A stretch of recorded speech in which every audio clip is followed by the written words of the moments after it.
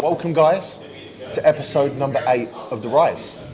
Now today I've got one of the UK's up and coming prep coaches, Ben Haynes. Do you want to drop a little intro if anyone doesn't know who you are? My name's Ben. I coach primarily sort of first time competitors or second time competitors, juniors, tends to be mostly juniors, but any class, any federation, Male, female as well. Male, female, anyone looking to win.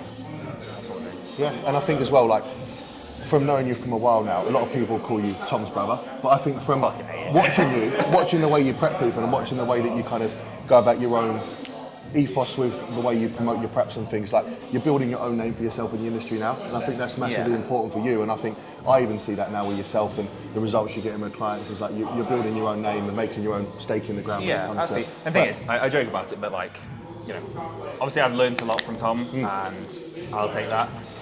It's just breaking away from being only that, you know what I mean? But you know, I owe a lot to Tom and what I've learned, and to say that you're able to learn, you know, every single day from, you know, in my opinion, the best prep coach in the UK. You know, it's a massive benefit, and I'll take it. But yeah, we'll break out from that one day from being Tom's little brother. So we're down at Old School Gym today, guys, doing a pull session as we're now coming into week 10, I think, of your recomp. And we've taken off, I reckon, what, 25 pounds. 25 pounds so far. So we'll do a little bit of posing at the end of the session as well, and just kind of like solidify plans now before Ben goes into his reverse and packs on some fucking good size, which is the goal. Operation 225. Yeah, 225, clean as well. That's the goal. And I think one of the cool things about coaching Ben through this period is like he's getting busier as a prep coach, and I think from going through this process myself and getting busier is that it is hard to juggle both, but we're here to kind of represent that even though we're young and up and coming prep coaches, we can still manage our own training, our own nutrition, and make good progress alongside getting incredible results on stage. Absolutely. I like that Nautilus one. That's the one I do like. Yeah, it's nice, isn't it? Yeah. That's brand new. That came in like last week.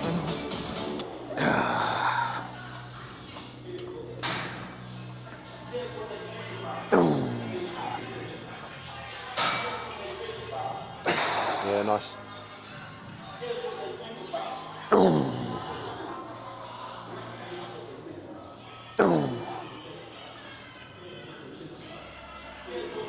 Yeah, good.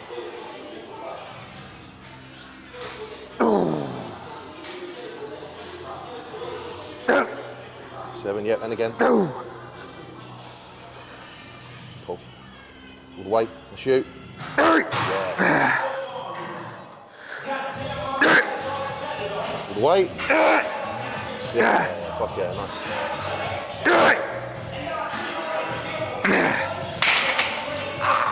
Decent. Felt a bit better. Good. And again. Keep moving. Easy. Good. Keep him ticking, man. Go on. There we go. Go. Let's go, Carl. Come on. All the way. Oh, keep moving, yeah? Come on. Drive it. All the way. There we go. Woo. Good. Number 1 Evo Jack fan. Ooh. Come on. My legs aren't that big. I didn't move it. Huh? I didn't move it. Yeah, I know. I mean, I want to hear that.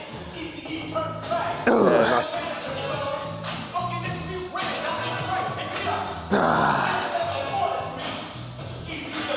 Good, come on, let's go. In the groove now. Yeah.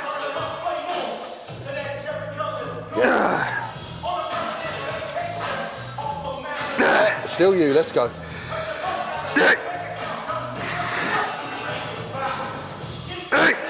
All the way. Yeah, one more. All the way. Yeah, nice. It does feel better already, to be fair, even on that. It's not, the single arm stuff's usually okay though. So whenever I try and do any sort of like dual row, this side contracts, that side I can't pinch it back. Do you find it's like one trap sits higher than the other as well when you're doing it?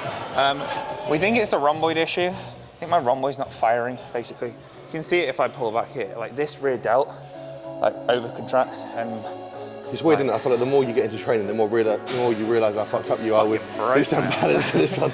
Literally, exactly that.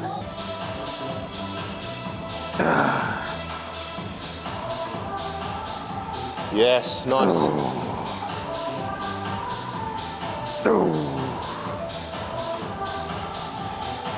Come on now, let's work. Let's go. I'll spot. Yes. And again. It's the one. Drive. Yeah, let me spot. Go drive. There we go. Lovely. Wow. I feel so bad on that side. God. Where do you usually do your posing in there? In these bits? Upstairs. Yeah, studio. It's like natural light. Natural? Huh? What's natural? Yeah, no. What look like? This is the thing, man. If you look good in natural light. But if you don't, it shows it. And I prefer that instead of being like the TikTok fucking dark lighting. Yeah. Like to make me think I look good. I think I've learned that over the years of you, like with competitors, in the sense of everyone looks good on Instagram. Looks good on like you can see people and you'll shit yourself. I look and I'll better turn up on the day and you'll be like, and then you're just like, nah, I was worried for nothing. That and Photoshop. Yeah. But literally, man, it's that. To be fair, I get told a lot of the time that I look bigger in person. I'd agree with that. So I'll take that. Yeah, I'd agree with that. But which I think I'd rather that than look bigger. The other way around, yeah. Probably not good for business, but maybe I need to invest in this man right here. Make me look big on camera.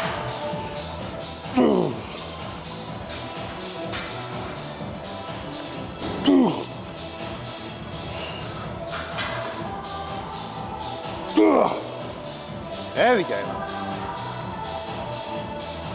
Come on, all the way, come on. Yeah, let's go.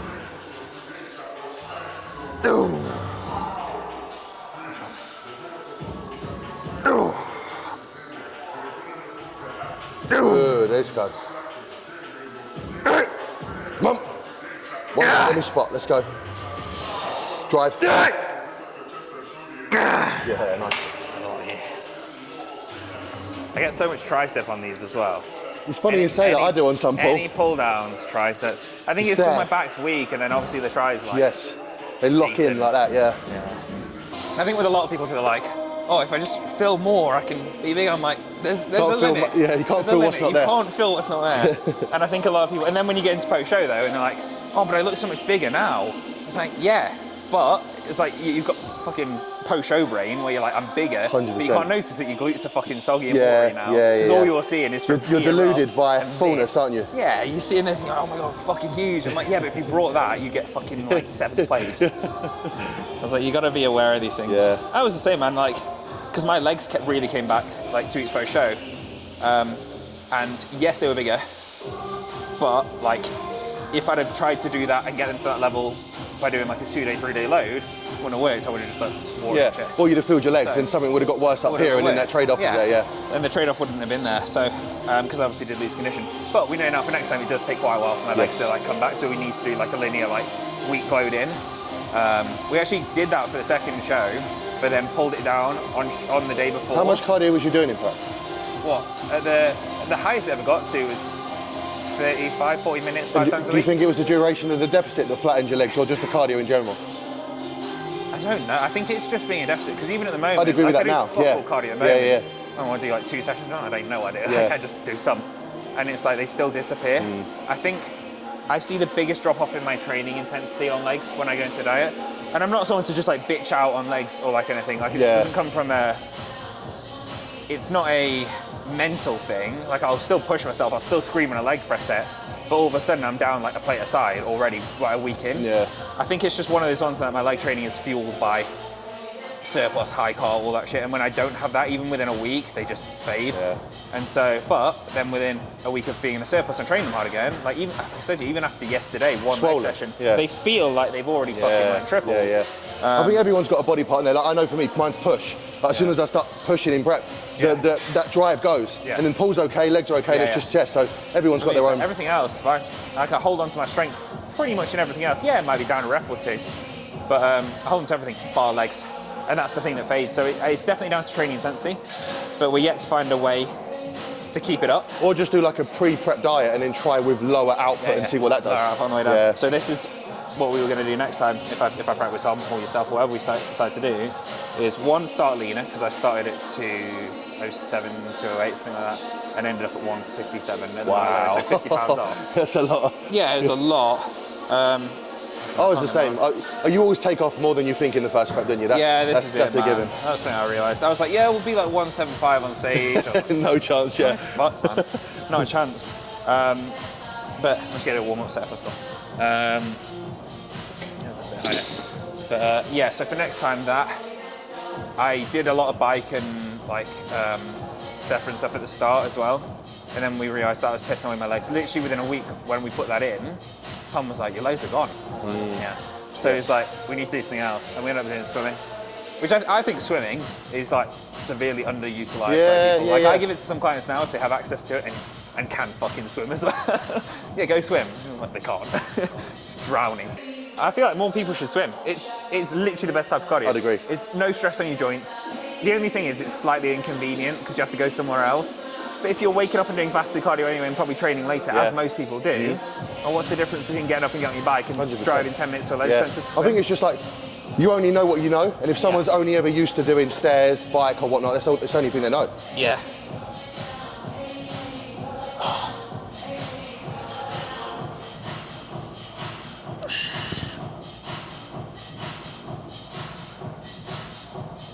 There. That's better. I can't do that on myself though. You're gonna have to. I can see that straight away. So much better when you do that, right? Whereas before, even now, I'm just like struggling to do that. Like now it feels like it's getting really tight here.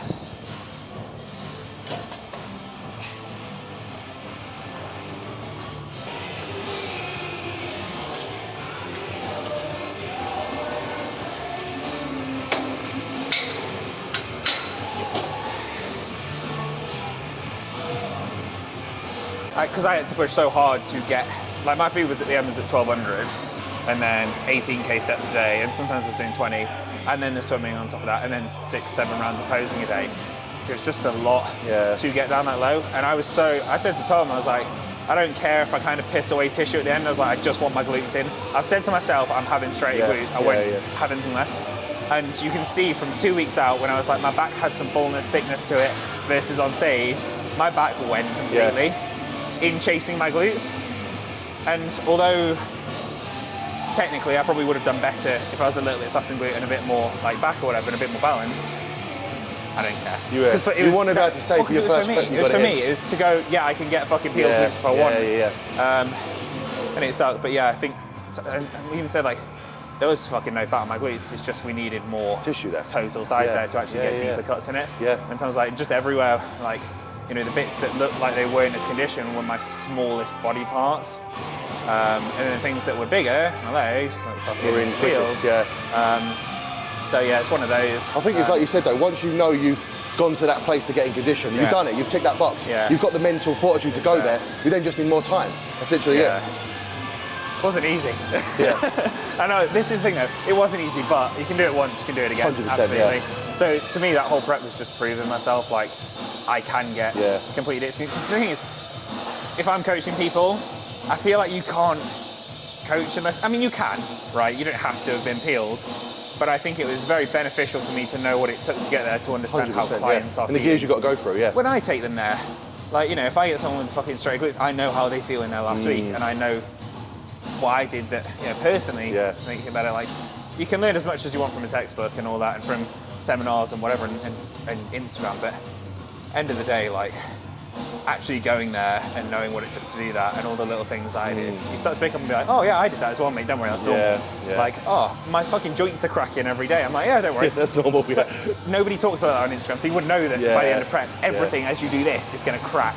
And it's like, it's just normal. Like, From a client perspective as well, there's that mutual respect if you've gone there yourself. It's like, 100%. oh, you've done it, I'll listen to what you say. That's the thing. Like, if I was like, oh mate, you're not in here, like, you need still to stick got 4 harder. pounds. And they're like, you couldn't even fucking do it, shut up. Send you a stage picture like, I've beaten you already. That's the thing. You can't have people being like, they can be bigger than me, that's fine. A lot of that's obviously a bit of genetics, age, you know, all that sort of shit.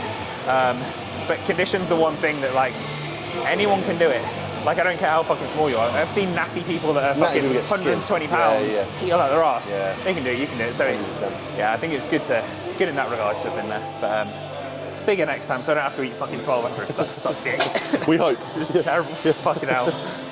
I might kill myself. I got to the point where I was like, eating squares bars. This is good. Fuck no, you don't want to put this in. This is an eating disorder.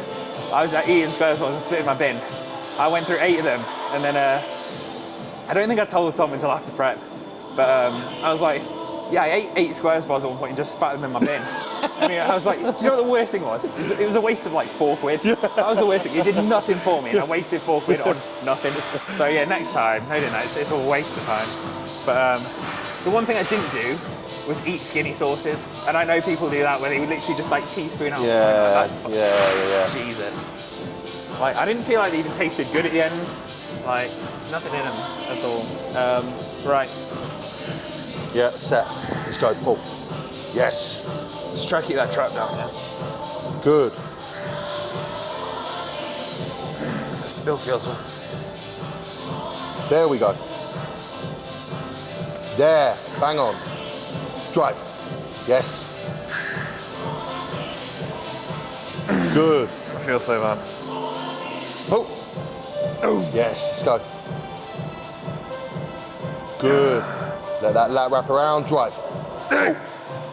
Squeeze. There you go, nice.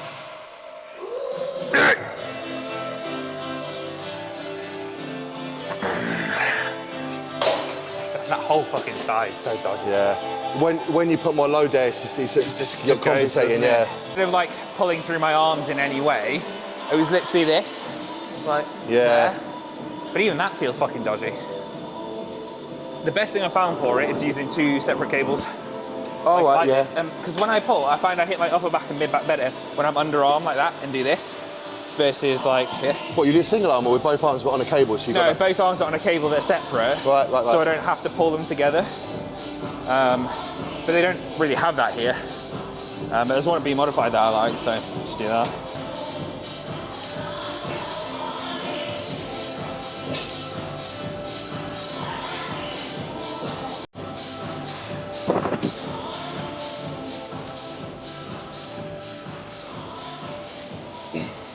Nice.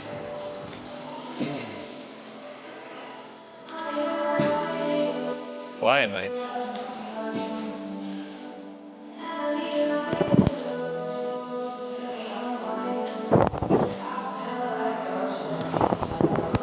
Good. Flying up. Come on. Easy.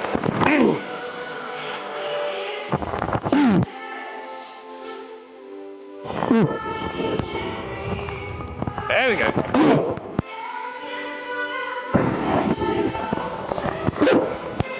Let's go. Come on.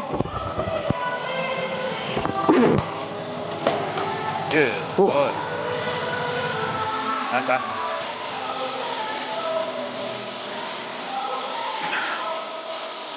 Yep, come on now. At least 2, let's go. Good. Last one. You alright? More.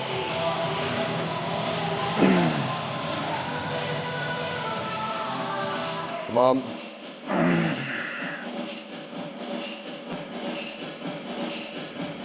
Good.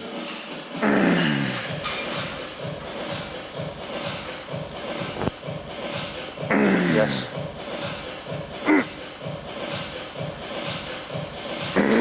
Good.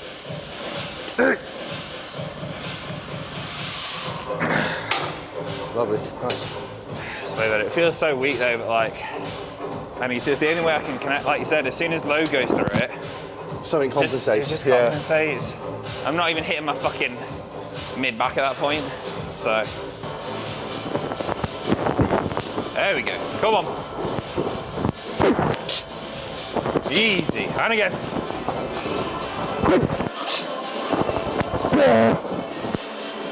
Come on. Solid. Good? Yep.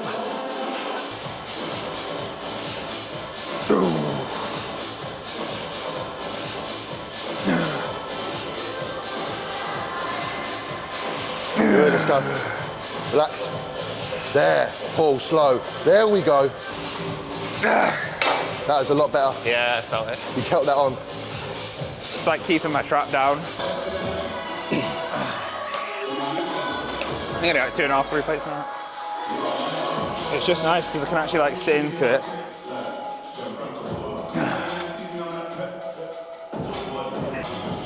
It's one of the only ones I don't get like shoulder involvement at all.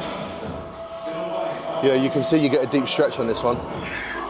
Yeah, you can always just like get more out of it.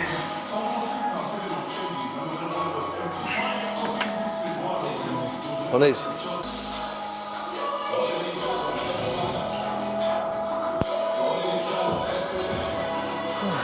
So I can stick 3 on it, so I could before anyway. Ooh. Ooh. Ooh.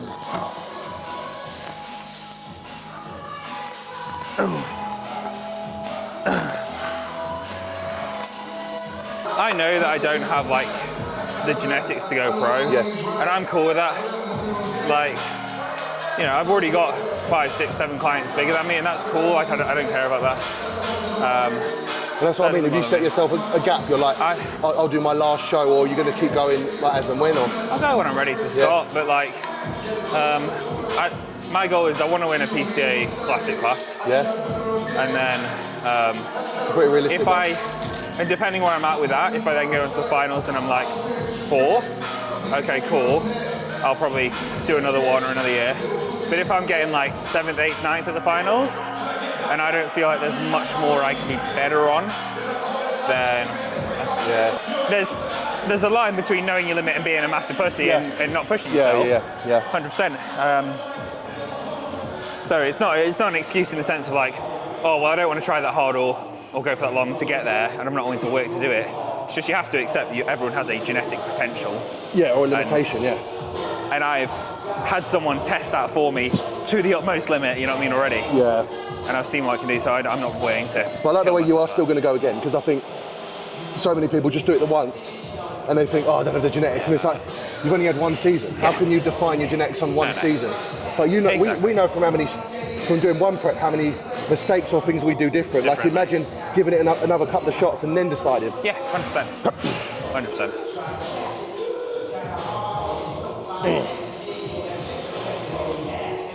It's nice. Good. It's really nice. Yeah, don't put any expectations on people for their first prep, because you will do shit wrong. No matter how good of a coach you've got, some shit's always going to go wrong. Harry, fucked his back in the middle of prep. Realistically, him peeled would have been in that top 3 in the finals, but shit went wrong. So now we know next time, okay, what we're going to do to make sure you don't fuck your back. What did he pull it on? Like it was on like a free squat machine sort of thing. So next time, leg press hack only. Stability movements, Stability movements. Well, it's what they do in Dubai with all them lot, isn't it? They only do machines. So next time, we're not going to let him squat on prep. We're just going to stick to that shit. So there's no risk of him fucking that again as he's dieting down. And like little things like we're going to start him leaner, because obviously we've never seen him lean before. Like you said, there's always more to pull off. Yes. So with H, it was like he was 270 to start, but because his hammies are fucking in, you're like, oh, maybe he's not actually that fat.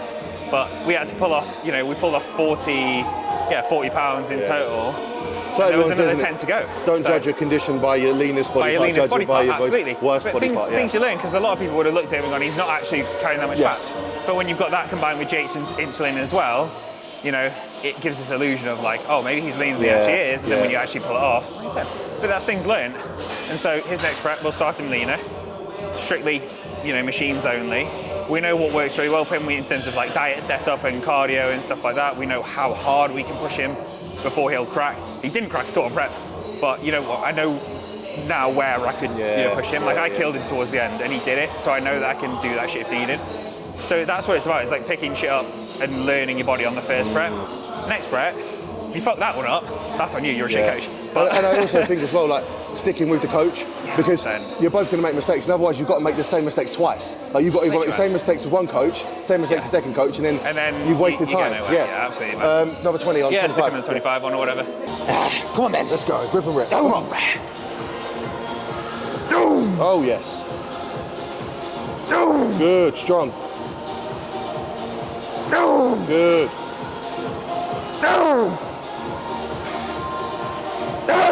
Yes. Come on. Let's go. Drive. Drive down. Yeah. Fuck yeah. I used to use 320s, not 225s and a 20. PB, we'll take it.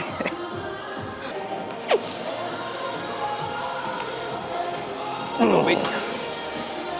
You missed that. Come on then. Let's go, Carl. Come on. Fly in, mate. Come on. There we go.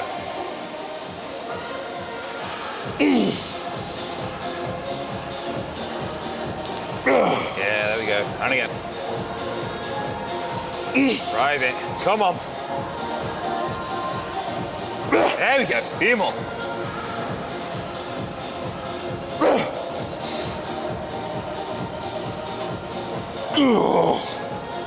Ooh, fucking hell. More weight. That's too big. One thing I've done different is spend way much more time in the stretch. No stretch, yeah. I think everyone always talks a lot about short with that, Yeah. but heavy in the stretch, I think is a massive difference. That's it. Oh, fucking hell, man. Like, you know when people do bent over rows? And they're like holding there for a second before they row. Before you do it. That initial hold in that stretch is so important in my opinion. I think it just takes a bit of momentum as well. I know I got guilty of doing that, of like using momentum with lat training. Probably when my lats were shit for a while. Yeah, it's one of them I think you need a little bit of a stretch and just hold there. So I don't apply the same principles to my lat training as I do my leg training, and I wonder why my lats are worse than my legs, and it's like, what? But sometimes you just need someone outside to tell it to you, whether you're a coach or what, like, you know. So, there you go.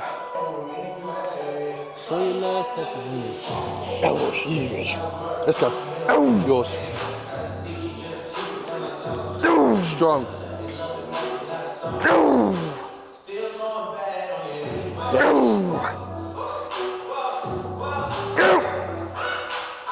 Come on now, let's work. Drive.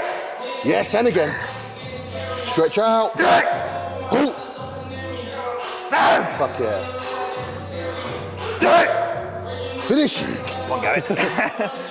That's for the ego. You got to train the ego. Gotta do. Oh. Come on then. Ooh.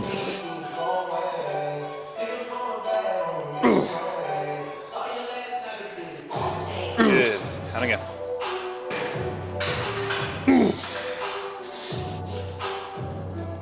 There we go, Cole. And again. Come on. Come on, lad. And again. Come on. Drive it. With me. Let's go. Probably gonna get some. It goes from 0 to 100. Yeah, I'm gonna stick it on that one. I feel like it's better. I don't want to add it on.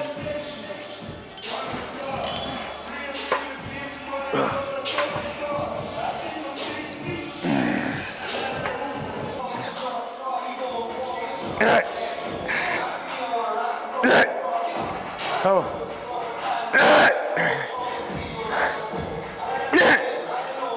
Yes, just burn it out now. Go. Beer bloating next day, fucking Maybe sound. you need like really small and consecutive. So like 250, 250, 250 Something rather like than that. something. But then it just feels like I'm taking time. That's my issue. Yeah. I want to just get this done, but at the same time it might work better. So I was like 184 today, so I'm not like 3 pounds. But most of that is just food in my And stomach. I just, yeah. Yeah, because I don't feel crazy full. I feel somewhat less full than when I ate that pizza. Maybe we should have deployed the pizza protocol. Burger, fries, mate. It's the way.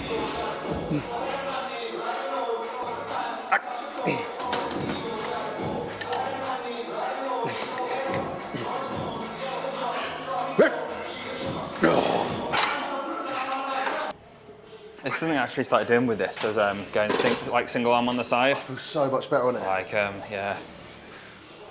Doing exactly like that.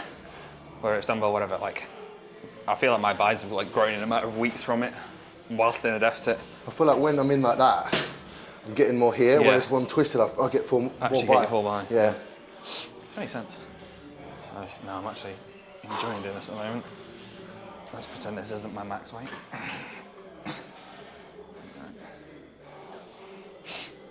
Your arm insertions are pretty good, to be fair. Triceps are, biceps are shit. Short ass biceps. They're not horrendous, but they're not the best. My tries though, they're like sit up here. See what you're pulling, yeah. Yeah, that's up here. Just need more size on them. It's crazy what, like, the further you get into prep and coaching, what you analyse about people. Yeah. Like when you first start, you're like, oh, he's got good physique, and then the more you get into, you're like, that fucking calf insertion's there, that triceps, that. You do start looking at people different in a weird way, don't you? Yeah. I know I do anyway. But it makes such a difference, man. Like, shape and genetics is fucking 90% of it. Yeah. Like I said, I don't look massive in terms of like, just like sat here. I'm not saying I look massive when I've got my kit off, but, because if my waist was this and my arms are that, well, it looks kind of shit. But if like, you know, you pull up quads and you've got a big fucking quad sweep and the arm and waist is like that, well now I look 3 times as big. I always say to people, you know, like when people are backstage and or they see a picture of someone just like, just relax and they're like, they look good, I'm like, it doesn't matter what they look like until they hit the pose. If they're like this and they hit the pose and like that, it's like, fuck, that's what matters, is how they look in their man shoes. That's what you're judged on. You're not judged on the way you stand. Like, yeah, that's why posing's massive as well. 100%. So many people could be bigger. Like, have you seen it with some of the really narrow figure girls? Like, they look tiny. Until they hit a pose and then you're like, where the fuck's that come from? Yeah. So they double in size. They're just not there.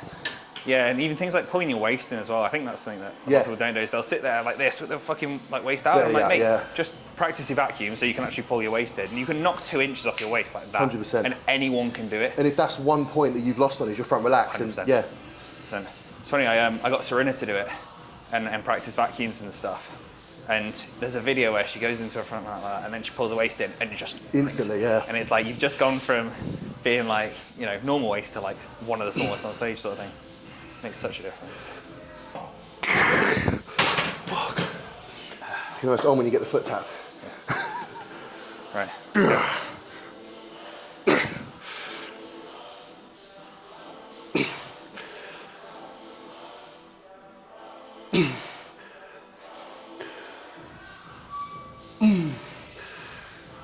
Good.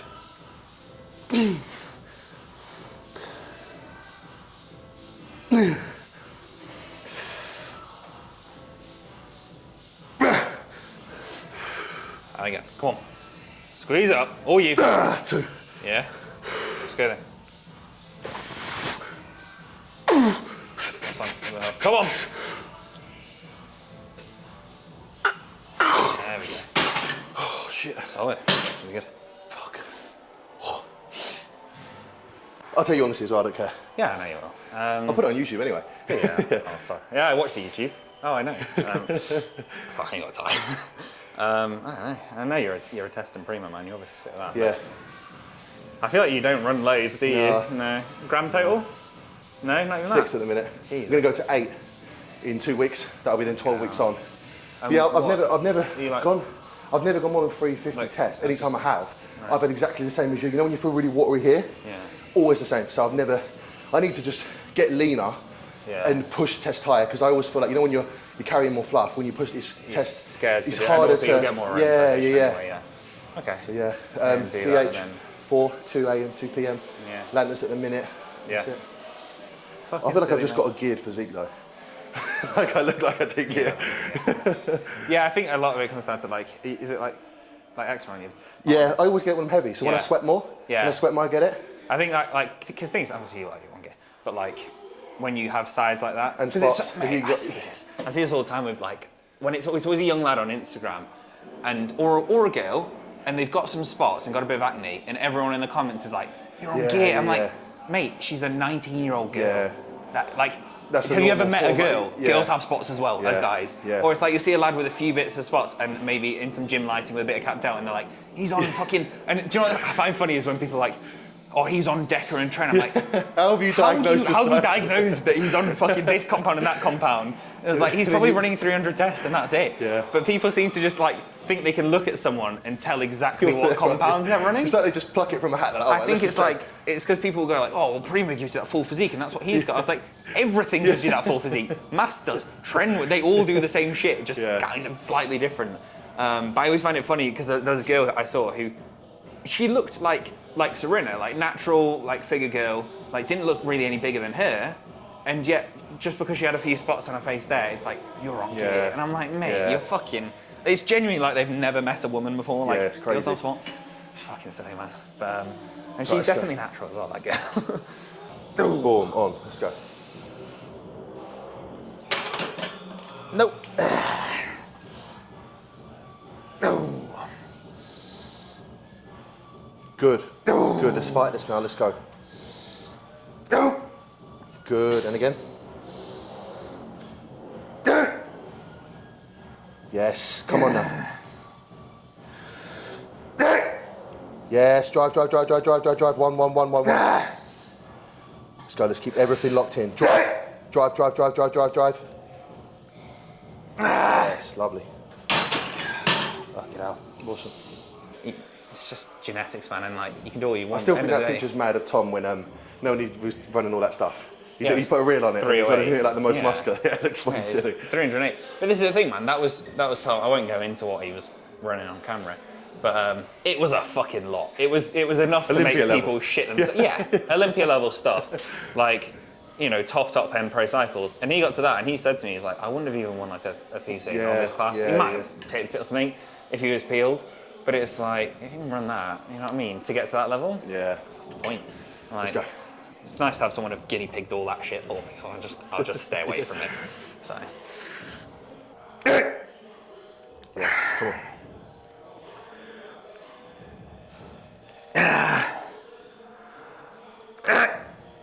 Yeah, let's go. Good, that's the best rep. Good. So drive that tricep hard into the pad. Let's go. Up. Oh, fuck it, that feels like my biceps about to tear off. Nice with that single arm. With a double, you can kind of sit back this one, and lean. yank it, with a single, it's just on. Yeah, this is what I need to do. Stop forcing myself to do shit where you can't cheat it. It's just time as well, though, isn't it? Like if you're doing single lat stuff and then single this, it's just time. Which you don't have a lot of at the moment. Getting past November, I'm good.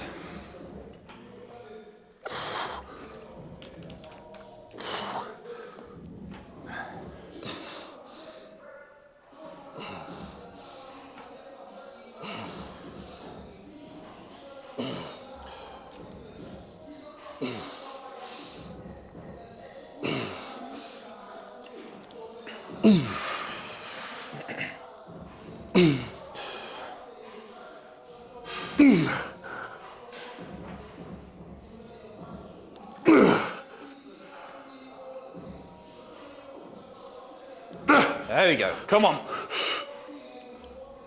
Try that. Come on. There we go. Fuck. Gil's done it. Oh, you need to do this exercise, special exercise, whatever. Like, in general, fucking bollocks, and you can do whatever. But this is actually like really fucking good. You always get the question, so I'm sure, like, what's the best exercise for this and that and whatnot? Yeah. And I was like, just train hard no matter what you do. Like, there is fucking no difference in reality between like a hack and a low foot position leg press and a fucking hip. Like, slightly more glute, whatever this and that. At the end of the day, if you're training them more hard, like, it's the same shit. Biggest thing that gets me, you probably get it a lot, is when people say like, how do I bring up the peak of my bicep or the outer sweep of my quad? It's like, you just need more quad. Or you just need more bicep. Just more.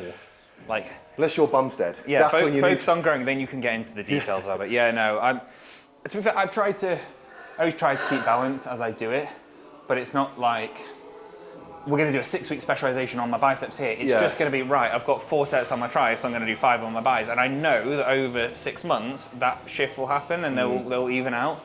That's why I don't really have many lagging body parts apart from my back, which is one of the ones that I can't train well because I can't contract with it. And I've got fucking scap issues. But like, outside of that, the balance is pretty much all there, just because it's like, I look at my physique and go, okay, well, I know I need more oblique because that's shit. Because on stage, you can see I've got no fucking obliques. Yeah. It's like, I need that, I need more back, and I need more delt in comparison. So I was like, okay, well, I'll just set out my training to be level with you and stuff we spoke about, obviously. Yeah. And a bit more hammy as well, because that's not even that my hams are really laggy. It's just that my quads, because I do way more ham than quad volume. It's just my quads go out. Run quicker. So I just need to stick more volume on it. Yeah. But yeah, no, I think planning out training for like the long run because when I started, I used to do a lot of specialization blocks, and I'm not saying they don't work, they do, but for me, I found the best approach was just like setting up like that, instead of changing my training every 8 weeks to try and fix up the next lagging body part, just give them all a slightly more volume, a little bit more attention, make sure form and that's great on first, and then go from there. It's just what well, and that's like, I think balance is one of the key things that people miss out on. Like I'll see a lot of like super heavyweight bodybuilders, and they've got so much size, and they're peeled out their arse, and it's like, but they're routinely coming third, fourth, fifth, and they're like, oh, I need more size, I need more this, more condition. I'm like, no, you need to bring up that little bit, just that touch. It's crazy how much one thing can throw a physique off. Throw a physique off. My physique, like at the moment, everything's great, bar lats. Like if you stick lats on my physique, it'll probably do well, even against guys that are a lot bigger. In your front double, your classic front double, just did that. You know, like Breon has the fucking, that scoop. If I had bigger lats, that front double would look fucking ridiculous. But because I don't, it looks kind of shit. So it's just like that. Like I think like people don't focus enough on symmetry and shape because they're so focused on size and condition. And it's like you need to take the time away and stop, training this one thing that you love training the most, and stop being that guy known for massive legs and actually bring up.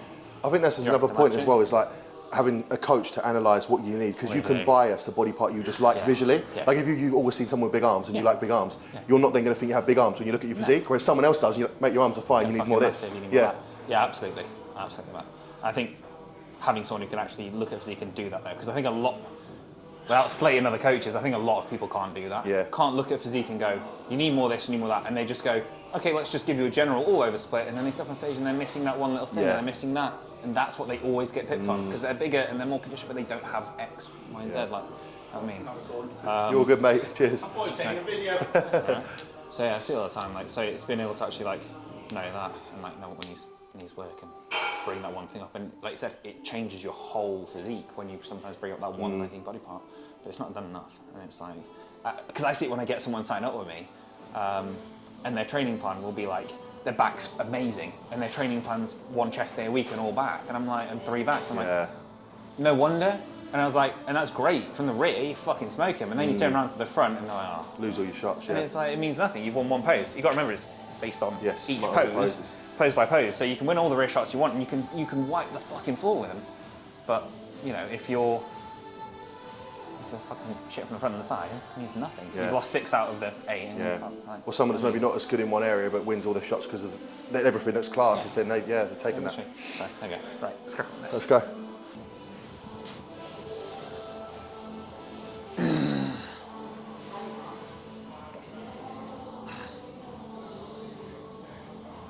Yes, come on now. Let's work through it. At least 2. Let's go. Drive. Drive. Yes, and again. Come on now, let's fight it out. Up. Fuck yeah, nice. I always think about it in a weird way, right? Like that, where you're at from an athlete standpoint, you need to meet a coach on your level. And what I mean by that is, like you said there about training, if you go to a top coach, the odds that you're going to get a specific training written up for you is so slim. Whereas if you've got the base of everything and you've competed a couple of times, that's when top tier coaches are going to be for you. Whereas if you're just getting into it for your first prep, that's when you need someone that can give you that time. Like you said about exactly. This is the thing, man. Like, you can look at any of my clients' training plans. They'll all send them to you. They don't care. 100%. You won't find a single one that's the same. Yeah. For that reason, they're all designed around them. And like you said, you need that attention as a first timer or someone just starting out. 100%. You can work your way up. You can work your way up. Otherwise, you are just going to get imbalanced as fuck because you need that attention to it, and you need that attention on your training as well. Agreed. And change. Not just one plan for a year.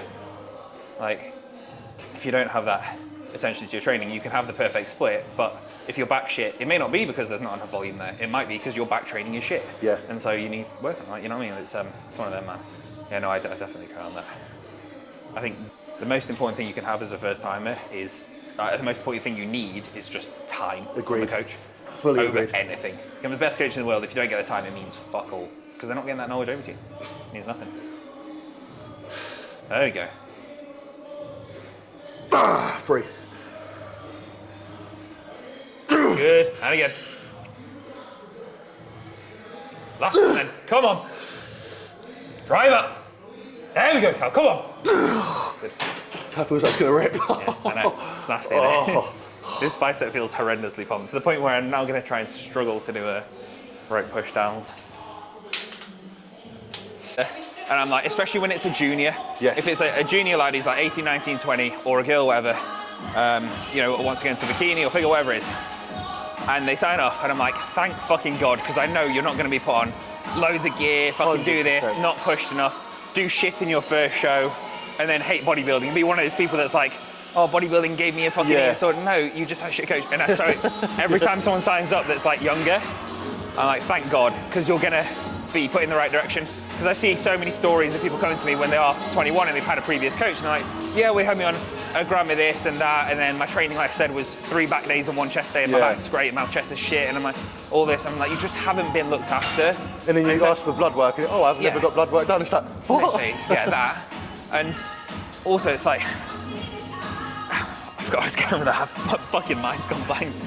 But the thing is, like with them as well, is I coach a lot of younger people now that are wanting to go into coaching and PTing, and especially when they are someone young like that, like so when they come to me and I know they're going to be put on the right path, is that's then going to go to their clients and overall makes the industry better. Agreed. Whereas if you learn from someone who's like hammering gear in you and shit training principles and all this, and you have an unhealthy relationship with food and all these things, you're going to pass that on to your clients. It filters down, yeah. Yeah, 100%. So it's always nice when I get someone who's a junior like sign up, because I'm just like, thank God, you're safe. You're safe from the fucking industry of like fucking nonces who are gonna ask you to do topless check-ins and shit like that, and pushing crazy gear, and come meet me at my house for a check-in and all that shit. Fucking hell, man.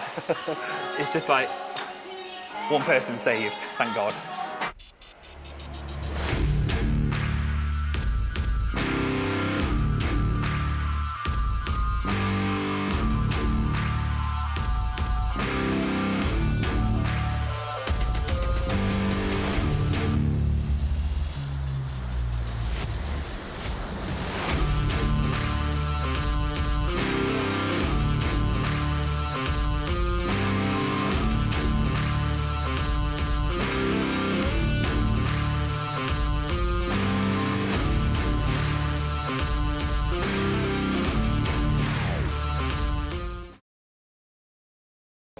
What's your biggest bit of advice to anybody that's looking to do their first prep, even if you knuckle it down to 3 or 5 points? I think one of the best things you can do is trust your coach completely. Don't try and have an input. I'll see a lot of time like first timers who are peeled, and then on their second season, they're not as conditioned, or their look isn't as good. Because in the first prep, they're going into it blind. Maybe they don't know the bodybuilding industry. By the time they do their second prep, they're like, oh yeah, I know my shit. I've been through a prep before. I can do this. And they almost take a bit of the reins back. Give the reins completely to your coach, to someone that you trust. If you don't trust your coach, or you're worried about what they're doing with you, then they're not the right person for you. Agreed. So it needs to be someone you could completely just give everything to, trust them with it. They know that they care about you, and then just let them do it all. Don't have a say in it. Just do exactly what it says in the plan. Don't think you know better. You probably don't. There's a reason you hire that person. Listen to them. I think that's one thing. I'm going to input on that as well. So many people think that they know their own body. You may know things about your body, but ultimately you're paying someone to teach you new ways and new processes to get the best out of your physique. So you need to earn the right to know your own body. And I think that's something that you get with 5, 6, 10 years of experience, not 1 or 2 years of experience. No, 100%. Like, I know that there was periods where I was flat on prep, very flat, and I would have given myself a refeed had I been coaching myself. But like looking back now, that's just prep goggles talking. That's me being fucking starving. Yeah. And Tom would be like, right, we'll do a high day on Wednesday. Get to Wednesday, be like, no, you need 2 more low days. And it wasn't a case of, but you said on Wednesday I was going to get a high day. It was, oh, okay, cool, no worries. And I just let him do that. Yeah. And in the end up, well conditioned, peeled. I hate saying it, but yeah, peeled. But that was because I trusted Tom with that 100%, and I acknowledge him as a coach, better than myself. So I listened to him 100%, and you get the result you want. And that's why when I stepped on stage, even though I didn't win that show, I was my absolute best, and I was so happy with the look. So even though I came off with a 4th in the end, I couldn't have been any better. Yes. So I was happy with it. So that would be my big thing, is just let your coach do everything. Don't say a word. Obviously tell them how you're feeling, get that info over. Coaches work off info for sure. But don't feel like you know better. That's what I'd say. Cool. First of all, one, give yourself long enough for competing. I think a lot of people miss the mark because they don't give themselves enough time, especially on your first prep. You don't know what your weight's going to get to. You might think you're going to be 110 on stage as a bikini girl, and you might have to go to sub 100, and now you've got to pull 10 pounds off. You know, at that point you probably miss the mark a little bit, but you know what I mean? Like if you think you're going to be 105 on stage and you have to get to sub 100, well that's 5 more pounds. And when you're, you know, eating 1,200 calories and you're 105 pounds, it's not easy to take off another 5 pounds. Like it gets harder and harder as you go through it. So one, giving yourself enough time to actually be able to do that. I think also surrounding yourself with the right environment on a prep. Yeah, I have prepped half of my prep in a bodybuilding gym and half in a gym group due to car problems. And I can 100% tell you that prepping in a bodybuilding gym is 1,000 times better than trying to prep in a pure gym or a gym group or a whatever, any sort of commercial gym. The atmosphere makes a big difference. You will pick up things from other people in there, whether that be posing. I know that there was bits of my posing where someone would just walk into the posing room and be like, you need to tweak that a little bit, and I do it and it looks better. So picking up things like that. But also the atmosphere, like if everyone around you is training like a colossal pussy, you're going to start training like a colossal pussy. If you feel like the pressure almost to train hard because everyone knows you're on prep and everyone's doing that and you can't be seen slacking. You know, nobody in a commercial gym gives a shit that you're prepping. 100%. They just think you're skinny, right? But in a bodybuilding gym, they know what you're doing. If they see you slacking, it's going to get around and everyone go, oh yeah, 100%. He wasn't healed because he didn't train hard enough because I watched him in the gym and he was slacking off and then he went and ate a bit of cake in his car, blah, blah, blah. And that pressure helps. I think a lot of people need more pressure. That probably goes against what a lot of people would say, like no pressure on your first prep. I had so much pressure on my first prep, and I think you either break under that, in which case it's not for you, or you make the most of it, you accept that pressure, and you sort of rise to it. And isn't that the name of your thing? Rise? There we go. Literally, you rise to that pressure and rise to the occasion. You know, I had, you know, like I said, one of the best prep coaches in the UK prepping me. 100%. I coached myself. I had 30 clients watching along, whatever, friends, family, you know, all this surrounded by the best coaches, the best gyms, everything. There was no reason on earth that I could not be absolutely healed. 100% agree. And that pressure made me go, right, well, I have to be. I don't want to get on stage and my clients go, oh, he's fucking fat. Am I really going to be prepped by this guy? Like, you know what I mean? So that for me. So I think agree with that. Give yourself pressure and embrace the pressure and don't try and hide away from it and be like, oh, I don't need pressure, it's my first one. If I get dead last, I'll get dead last. Like, no. Put pressure on yourself to be your best, and then no matter where you place, you'll be happy. Yeah. What's your biggest bit of advice to any new coaches coming into the industry? Take your time with it. Don't think that you can get to 50 clients, £10,000 a month fucking instantly. It's not going to happen. You know, it's taken me, I think I've been coaching for 3.5, 4, we're coming up to like 4 years now maybe. And I'm at a point where I'm getting people on a British final stage and, you know, placings and stuff like that. But last year, we got a couple placings. The year before that, I had no one on stage. The year before that, I had no one on stage. It takes time to build that up, and you're not going to get there overnight. So just take your time with it and accept that you're going to be in it for the long run. Like, my goals aren't, oh, I'm going to win this show next month. It's next year, I want to get a sword. The year after that, I want to try and get a pro card. You know, and go up in stages. Don't think you're going to go 0 to 100 straight away, because you're just not. That's a wrap, guys. Sweet.